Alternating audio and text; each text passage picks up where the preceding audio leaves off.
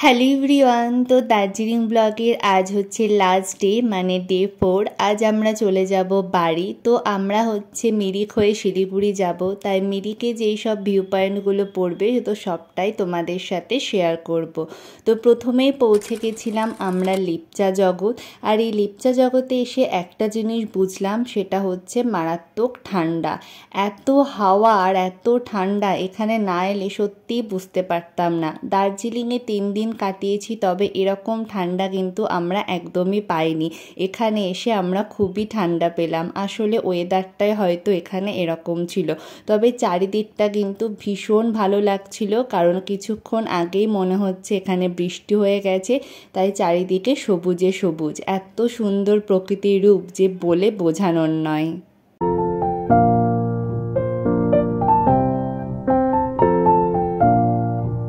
দার্জিলিংয়ে এসে এই 3টে দিন কিভাবে কেটে গেল বুঝতেই পারলাম না। এখানে এলে এত ভালো লাগে, এত চুপচাপ, শান্ত, নিরিবিলি। এই যে আমরা কোলাহলের মধ্যে কাটাই, আর এখানে এলে মনে হয় এখান থেকে যেন আর ফিরে যেতেই ইচ্ছা করে না, মনে হয় এখানেই থেকে যায়। কিন্তু কাজে তো মানুষকে ফিরতেই হবে। এরপরে আমরা পৌঁছে গেছিলাম জোরপোখরিতে।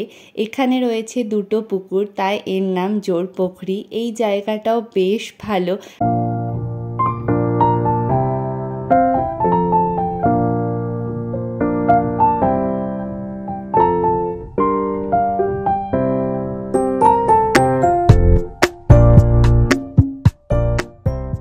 চারিদিকে এত সুন্দর পরিবেশে থাকতে সত্যি মনটা পুরো ভরে যাচ্ছিল। মনে হচ্ছিল আরও কিছুক্ষণ সময় এখানে কাটিয়ে যায়, কিন্তু আমাদের হাতে সময় তো বাঁধা, সেই জন্য আর কি এক জায়গা থেকে আরেক জায়গায় তো আমাদের চলে যেতেই হবে। এরপর আমরা চলে গেছিলাম গোপালধারা টি গার্ডেন। তবে এখানে গিয়ে আমরা ভেতরে ঢুকতে পারিনি, কারণ ওখানে কিছু কাজ হচ্ছিল, তাই আমাদের ভেতরে ঢুকতে দিচ্ছিল না। আর ইতিমধ্যেই ওখানে শুরু হয়ে গেছিল বৃষ্টি, তাই ওখান থেকে আমাদের তাড়াতাড়ি বেরিয়ে পড়তে হয়েছিল।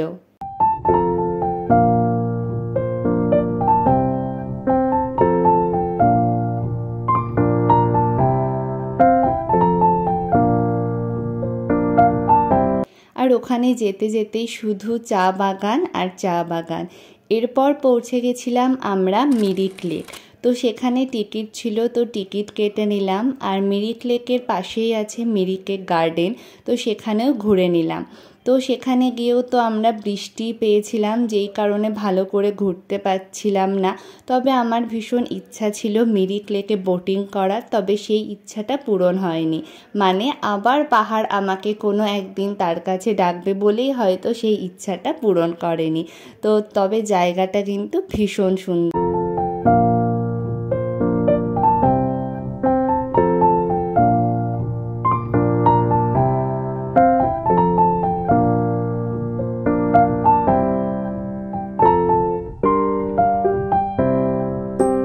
তো আমাদের তো দার্জিলিংয়ের জার্নি এখানেই শেষ হলো। পাহাড়কে কথা দিয়েছি আবার তোমার কাছে ফিরে আসবো।